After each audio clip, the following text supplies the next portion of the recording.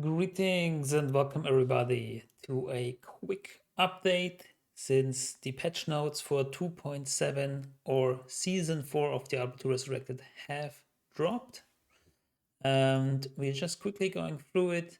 There is actually already a patch up so you can update your Diablo 2 Resurrected. It's a very minor patch in terms of class changes or character changes, but let's go through it. These are the usual flavor tags. Countless demons have met their timely demise at the end of your weapon, yet their onslaught doesn't relent. Sanctuary needs its savior return on May 4th to wreak havoc among the Burning Hell's ranks in later Season 4. Read further through this tome to glean information for future improvements. Quality of life updates and bug fixes will be released with patch 2.7. There we go. Then they explain letter Season 4 or previous letter. Bada bada boom. Nothing really new. New opportunity to reach level 99. Launch timings are right here. So it's 5 p.m. on May 4th PDT. It's actually 2 a.m. for Europe now for CET. Usually it was 0, like at 12 a.m. Or like 12 p.m. The day before. I don't know how you say it. It's curious. I feel like it's 2 hours later than usual. Maybe I'm wrong, but doesn't matter. I probably won't be playing like in the morning or in the night, but maybe in the afternoon if I will be, because so far the changes have not really convinced me, but more on that in a second. And here again, there are 4 letters: pre-expansion, hardcore ladder, and hardcore ladder. Then you have like the stash system for your previous ladder characters. You have like until the next ladder to arrange your shared stash or like your stash and get it into non-ladder characters. And then patch 2.7. This is an awesome picture. I think it's pretty old, but still I kind of like this. They're all standing in front of the portal, and it's kind of a classic one because they don't feature assassin or druid here. So anyways, so May 2, today, relative features will be added, and I think this is already taken place, not 100% sure. But let's go through it. Players will now have 4 additional character slots available across all online modes. Yes, we did it. We got more character slots finally. So you can have 4 new characters for the new season, which is awesome. The first time a ladder character from a previous season is used in a non-ladder game, the ability to reset stat and skill points at the Kara will be reset. Characters from previous ladder seasons who have already been used in non-ladder games are ineligible. So that means if your now ladder characters become non-ladder and you go into a non-ladder game, like you just create a game, actually you get back your talent resets, your skill resets from Akara, which is nice. That's neat. I think it's pretty neat.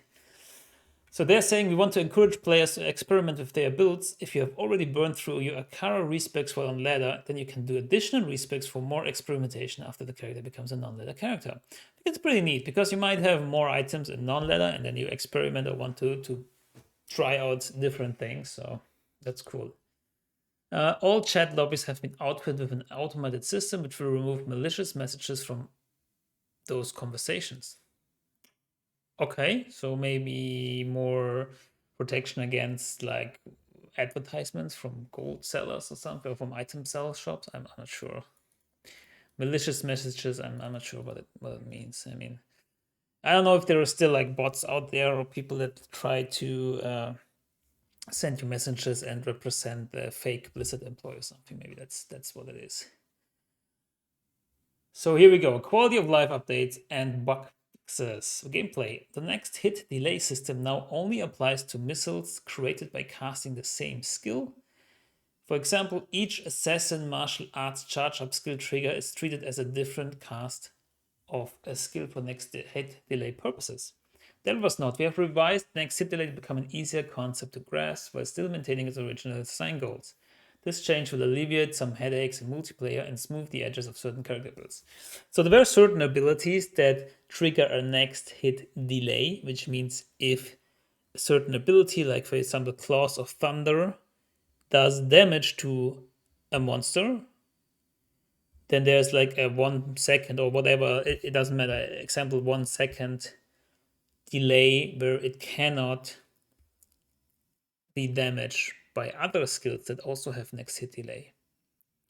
Like, for example, I think Wake of Fire, which is more of a problem in multiplayer. It's also in single player in some builds. So this will, I guess, strengthen some builds, not like a lot, but like martial arts assassin will get even stronger, I guess. Will have more damage, more raw damage, because it's not prohibited by these next hit delays. It kind of seems exciting at first, but then you look up all the next hit delay skills, next hit delay Diablo 2, and it's not like super exciting for the most builds. Like for the Assassin of Claws of Thunder and Phoenix Strike, which prohibit each other, and it's only on a 0.16 second delay. I mean, one thing that excited me was Blade Sentinel, but it doesn't really matter in terms of Blade Sentinel because you're not using it with something else that has next hit delay. Twister Tornado is something that you now could like alternatively spam as a Wind Druid. Bigger thing is for Fire Druids like Fisher and Volcano. We're kind of canceling each other out because of next hit delay. So now you can use them both or more frequently without worrying about that. But there are some stuff, but yeah, it's all right. It's nice, nice touch. It's nice that they actually made an effort here because I figure it was like actually going through legacy code and changing stuff and hopefully correctly testing it. So maybe Blade Sentinel is now broken in some way. I mean, I'm gonna test this out, I guess. Then knockback has been removed from Volcato's Sacred Charge two-handed sword. Volcato's is a powerful set, but the knockback incurred from the Sacred Charge made using it feel clunky for melee characters. Considering the rarity of the set, we opted to increase the viability of the weapon and weapon as a whole. So they are touching old sets like Volcato's set. It is so weird to me. Why exactly this set? Like, I don't know if I cannot recall anybody saying, "Oh, this set is so great," but if it weren't for the knockback, I mean, what they are saying is true. The knockback does hurt the viability, and it's just annoying. But I can imagine like now people going with the set, maybe, and then not touching other sets that need more tuning, like for example the Aldo set from the Druid, maybe even Trangul's full set or something, or other cool full character sets. But yeah, there you go. If you are a Bull Cathos enjoyer, then there you go. So now to the more juicy part. Druids are now able to shapeshift directly between their werewolf and werebear forms. That's nice. Shapeshifter druids using the Metamorphosis rune word are encouraged to swap between their werebear and werewolf forms to get the most out of the bonuses. In practice, this is a little clunky because you must shapeshift to werebear, hit a monster, shapeshift back into human, wait a second, shapeshift to werewolf, then hit a monster, or wolf, then bear, depending on your preference. We're taking out the middleman, literally, to make swapping between forms feel cleaner. Pretty nice, yeah. Something they should have kind of thought about when they introduced the rune word, which was last patch, I guess, or the patch before. I think it was last patch, and took them a while to kind of recognize this, that it's like super clunky, like yeah. But it's nice that we have it now. Don't think there's any other implications to other builds and stuff, and just some quality of life. What I want to see here is you're now able to use battle orders, teleport while in werewolf or werebear. I guess maybe some other time. Now, this I think is the biggest thing in this patch, probably, aside from the next hit delay stuff. But the biggest obvious thing, the Assassin's Trap skills now benefit from plus elemental skill damage modifiers.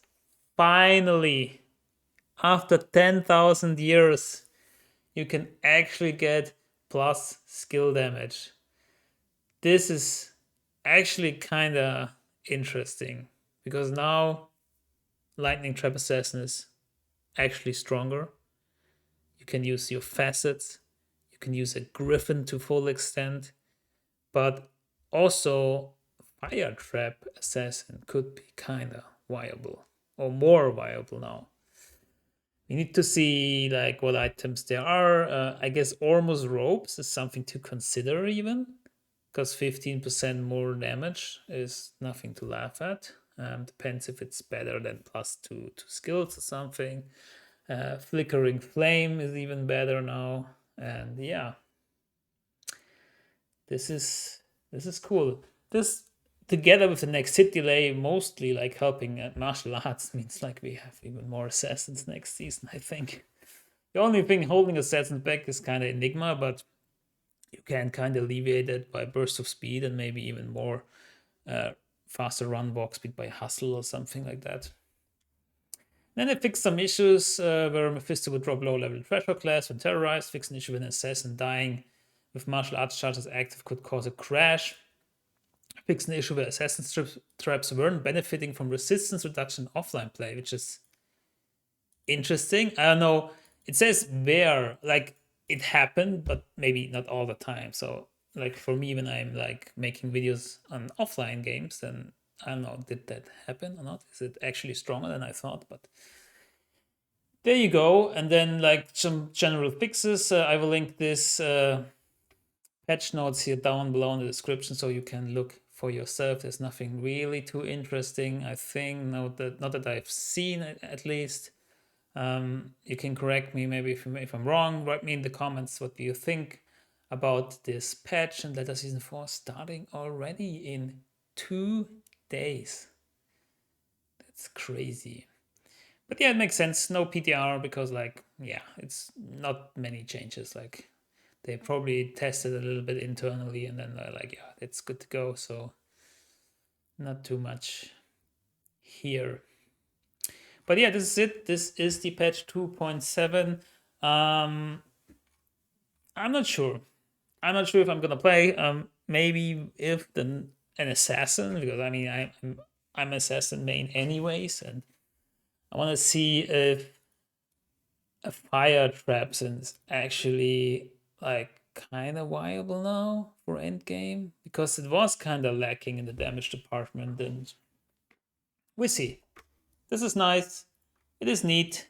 It's nothing like too crazy. It's nothing like, I don't know, where jump up in the air and like super excited, but it's okay. I mean, considering like things like Diablo 4 come out and other stuff is going on, it is just a small team that is working on Diablo 2 Resurrected, which is okay. We get some stuff. They don't make like consistently recurring money on this, so I get it.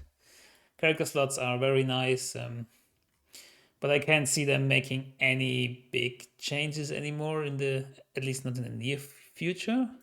But we will see. So thank you guys for watching. I hope you enjoyed this, and we see each other in season 4 then. Good luck, have fun, and goodbye.